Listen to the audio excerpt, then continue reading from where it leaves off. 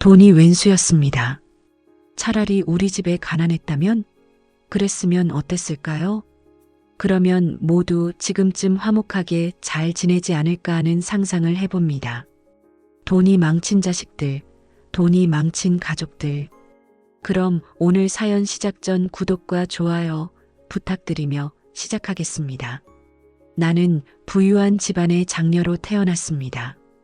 3명의 남자 동생들이 있었고 부모님은 부동산 사업으로 자수성가한 분들이셨습니다. 아버지는 젊었을 때부터 사업을 시작했고 그때 돈을 버실 때마다 땅을 샀다고 합니다. 그 땅들이 강남의 방배동 배추밭이었고 강남의 개발로 받은 많은 보상금으로 또 많은 건물들을 사들였고 그게 지금의 아주 큰 부를 이루셨다고 합니다. 하지만 우리 집은 겉으로는 화목해 보였으나 속으로는 돈과 편애가 모든 것을 지배하는 곳이었습니다. 어머니는 유독 아들 욕심이 강하셨습니다.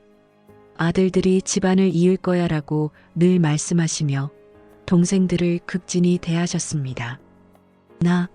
나는 그냥 딸일 뿐이었습니다. 대학도 보내주지 않으시며 여자는 결혼만 잘하면 되라고 하셨습니다. 그때부터 나는 집안에서 미운 털이 박힌 존재가 되었습니다. 다른 집에서는 외동딸이 이쁨 받는다던데 우리 집은 달랐습니다. 어린 시절을 떠올리면 동생들의 생일은 항상 성대하게 치러졌습니다. 케이크에 선물 더미, 친구들 초대까지. 하지만 내 생일은 간단한 밥 한 끼로 끝났습니다. 동생들이 새 자전거를 타고 동네를 누빌 때 나는 집 마당에서 혼자 공기놀이를 했습니다. 엄마, 나도 자전거 갖고 싶어요라고 조심스레 말했지만 엄마는 여자애가 뭘 타고 다녀? 라고 하셨습니다. 그때의 서러움들이 아직도 가슴에 남아 있습니다. 고등학교 때 친구들이 대학 진학을 꿈꾸며 반짝이는 눈으로 이야기할 때 나는 고개를 숙였습니다. 저도 대학 가고 싶어요라고 했을 때 엄마는 여자애가 배워서 뭐해? 여자는 시집이나 잘 가면 돼. 라고 하셨습니다. 그 말은 내 꿈을 짓밟는 칼날 같았고 엄마의 말 한마디가 내 가슴을 찔렀습니다. 아빠는 사업으로 늘 바쁘셨고 엄마가 결정하는 일에는 아무 말씀도 없이 따르셨습니다. 그 이유가 젊었을 때 아빠가 바람핀 적이 있는데 그 일로 인해서 지금까지도 엄마에게 모든 권한을 넘기고 조용히 살고 계신다고 들었습니다. 그나마 아빠는 엄마 몰래 나에게 사탕도 사주고 용돈도 쥐어주셨습니다. 저는 그렇게 자라면서 점점 엄마와 가족에게 소외감을 느꼈습니다. 동생들은 서로 경쟁하듯 부모님의 사랑을 독차지하려 했고 나는 그 틈바구니에서 조용히 지내는 법을 배웠습니다. 동생들이 결혼할 무렵 엄마의 아들 욕심은 절정에 달했습니다. 며느리들이 손자를 낳으면 2억 원의 포상금을 주신다고 선언하셨습니다. 아들 낳아야 집안이 번성해지지? 하시며 며느리들을 압박하셨습니다. 큰 동생의 아내, 큰 며느리는 우직한 성격이었습니다. 시집살이를 착실히 하면서도 속으로는 재산 욕심이 많았습니다. 큰 며느리니까 제일 많이 받아야 해. 둘째 동생네는 여우 같은 스타일이었습니다. 결혼하자마자 처자들을 낳아 포상금을 타냈고 그 후로 엄마를 잘 구슬려 더 많은 금품을 챙겼습니다. 막내 동생의 아내는 달랐습니다. 본인 집안이 나름 부유해서 시댁의 이런 돈 싸움에 휘말리고 싶어 하지 않았습니다. 가까이 안 하려고 들었지만 이해가 갔습니다. 나 같아도 그랬을 테니까요. 동생들은 부모님의 돈 때문에 앞다퉈 잘 보이려 애썼습니다. 집안 분위기는 점점 경쟁으로 물들었습니다. 누가 더 많은 손자를 낳아 부모님 마음을 사로잡을까 하는 시기였습니다. 반면 나에게 여전히 엄마는 냉랭하셨습니다. 용돈에도 야박하셨고 사랑도 주지 않으셨습니다. 내가 이쁨 받으려 애를 썼지만 돌아오는 건 냉담한 사랑뿐이었어요. 딸은 시집가면 끝이야 라고 하셨습니다. 아들 편애가 너무 심해서 동생들은 점점 서로를 미워하게 되었습니다. 작은 일로 다투고 재산 분배를 두고 눈에 불을 켜는 모습이 안쓰러웠습니다. 하지만 나는 그 속에서 그냥 지켜볼 수밖에 없었습니다. 내가 결혼할 즈음 아빠가 나에게 말씀하셨습니다. 너무 엄마 원망하지 말라고 하면서 엄마가 시집와서 몇 년 동안 쓰잘데없는 딸만 낳고 아들 하나 못 낳는다고 할머니에게 심한 구박과 시집살이를 많이 당했다고 합니다. 그 시절에 시바지를 드리라고 하시면서 그때 아빠가 할머니 성화에 다른 여자도 만났다고 합니다. 엄마는 그때의 상처와 서름이 쌓여 있었다고. 그 후 엄마는 보란듯이 아들을 셋을 낳았고 그 뒤로는 더 아들 하신다 말해주셨어요. 그 아들들로 의기양양해져 할머니의 구박에도 벗어났고 아빠도 잡으셨으니 그러니 나에게 넌 꼭 좋은 사람 만나서 시집 잘 가라며 미안하다고 하셨고 그렇게 저도 결혼을 하게 되었습니다. 결혼만 하면 저도 이젠 사랑받으며 서름에 벗어나서 보란듯이 살거라 생각했습니다. 남편은 나를 만날 때 우리 집이 부자라는 소문을 듣고 기대가 컸었나 봅니다. 당신 엄청 부잣집 딸이잖아. 친정에서 사업 자금 좀 많이 챙겨줄 거지? 내 결혼도 뭔가 잘못되었다는 걸 그때 알았습니다. 처음에는 웃으며 넘겼지만 결혼 후 그 기대가 실망으로 바뀌는 걸 지켜보는 게 고통스러웠습니다. 남편은 자꾸 친정 가서 사업 자금 좀 얻어와. 아파트라도 한 채 사달라고 해. 재촉했습니다. 하지만 친정엄마는 꿈쩍도 안 하셨습니다. 아들에게만 줄 거니 딴 생각들 하지 마라. 나한테 잘하는 거 봐서 재산 더 많이 줄 거야. 자식들에게 매번 그리 말하셨습니다. 거기에도 나는 제외였습니다. 남편은 점점 화를 냈고 나를 탓했습니다. 내가 미운 털이 박혔으니까 그런 거 아니야? 너 친자식 맞아? 데려온 딸 아니야? 그 말에 가슴이 찢어졌습니다. 친정에서도 시집에서도 나는 천덕꾸러기였습니다. 친정에 가도 반겨주는 사람이 없었으니까요. 친정에 가도 뭐하러 왔어? 출가 외이니. 엄마의 말에 발길을 돌리는 게 습관이 되었습니다.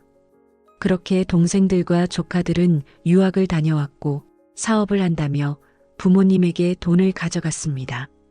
하지만 하는 족족 망했습니다. 그래도 부모님은 아들들에게 베푸셨습니다. 아들이 성공해야 해.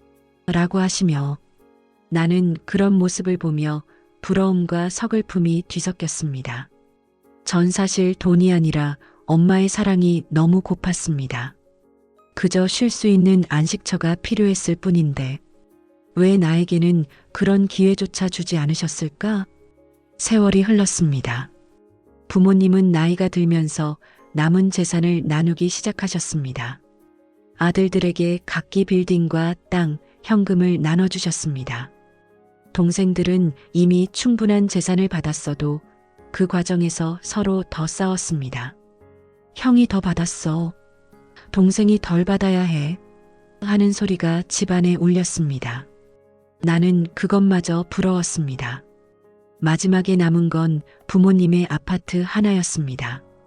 그리고 아빠가 나에게는 외곽의 작은 아파트 하나를 사주셨습니다. 이게 내 몫이야 라고 하시며 미안하다고 하셨습니다. 전 그것도 너무 감사했습니다.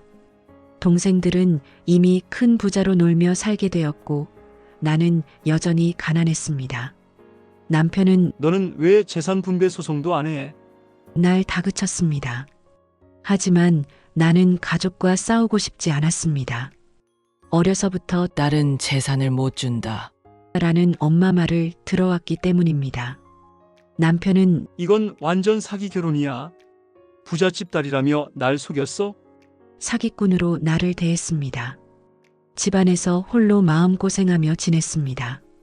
아이들을 키우면서도 친정 생각만 하면 눈물이 났습니다. 왜 나만 이렇게 소외된 걸까? 그러다 엄마가 뜻밖의 간암에 걸리셨습니다. 의사는 간 이식을 하면 살 수도 있다고 하셨습니다.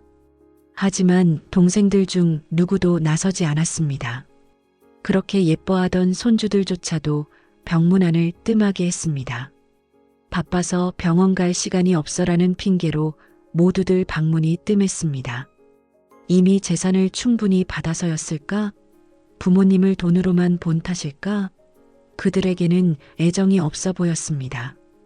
그나마 내가 제일 가난하고 멸시받던 내가 어머니를 간병했습니다. 남편은 자식으로도 안 치는데 뭐하러 가? 라고 말렸지만 나는 그래도 부모님이잖아 라고 대답하며 병원으로 달려갔습니다. 매일 밥을 챙겨 들고 약을 먹여드리고 이야기를 들어드렸습니다. 늙은 엄마의 손을 잡고 있으면 어린 시절의 추억이 스쳤습니다. 하지만 그 추억 속에도 편애가 있었습니다. 간 이식을 위해 나는 검사를 받았습니다. 제가 줄게요, 어머니라고. 하지만 맞지 않았습니다. 그 소식을 듣고 엄마는 처음으로 눈물을 보이셨습니다. 미안해. 내가 잘못했어. 하시며 그때서야 엄마는 후회를 털어놓으셨습니다. 돈이 많다고 아이들에게 돈으로만 큰 소리 쳤어. 그렇게 해야 자식들이 나한테 잘할 거라고 생각했지. 하지만 그게 전부가 아니었어. 동생들은 돈 때문에 서로 경쟁하다가 결국 의절할 정도로 사이가 틀어졌습니다. 엄마는 그걸 탓하셨습니다. 옛말에 돈이 왼수라는 말이 맞아. 내가 돈이 많다고 돈이면 되는 줄 알고 자식들끼리 싸우게 만들었구나. 그리고 너 딸이라고 무시해서 대학도 안 보낸 게 제일 미안해. 할머니에게 딸 낳았다고 구박을 하도 받다 보니 그 모든 원망이 정말 미안하구나. 나도 시어머니 똑같이 되어 있었어. 늦었지만 정말 미안하다. 날 용서해 주겠니? 그 말씀에 나는 울었습니다. 평생 처음으로 엄마의 진심을 느꼈습니다. 어머니는 그렇게 눈을 감으셨습니다. 마지막 순간까지 나를 안아주시며 고맙다, 우리 딸이라고 하셨습니다. 장례식에서 동생들은 왔지만 눈물 한 방울 흘리지 않았습니다. 재산을 다 받은 후라서였을까? 동생들도 서로 피해서 오고 말조차 서로 나누지 않더군요. 정말 참담했습니다. 그리고 나는 홀로 어머니의 자리를 지켰습니다. 장례식 후 집으로 돌아오니 나의 작은 아파트는 조용했습니다. 남편은 이제 끝났네? 내가 그렇게 간병했는데 재산은 더 안 주신대? 그 아파트는? 이라고 물었습니다. 장례식이 끝나고도 남편은 자꾸 남은 아버지의 집이라도 가져오라고 채근했습니다. 간병한 대가로 챙겨와라고. 하지만 나는 그런 말을 입 밖으로 꺼낼 수조차 없었습니다. 늙은 아버지에게 남은 재산이었고 그것마저 없으면 지탱할 힘이 없을 것 같았기 때문입니다. 남편에게 점점 환멸을 느꼈습니다. 나를 돈으로만 보고 결혼 후 평생을 나에게 돈으로만 학대한 사람. 내 어린 시절과 크게 다르지 않았습니다. 그때서야 나는 남편과의 이혼을 결심했습니다. 아이들을 데리고 친정 아버지에게 갔습니다.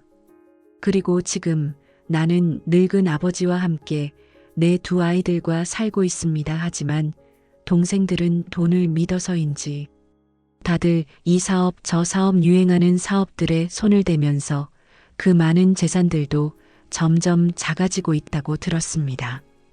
가끔 아빠의 그 마지막 남은 아파트도 미리 나눠달라고 찾아온 게 전부입니다. 아빠는 동생들께 단호히 말하셨습니다. 이건 더 이상 너희들이 손 못 댄다. 이건 니들 엄마 끝까지 돌봐준 니들 누나에게 줄 거다. 이미 엄마가 돌아가시기 전 그렇게 결정하고 가셨다. 눈물이 흘렀습니다. 어머니의 후회처럼 나도 후회하지 않기 위해 매일 아이들과 이야기하고 돈이 아닌 마음으로 사랑을 표현합니다. 그게 내가 어머니에게 배운 교훈이었습니다.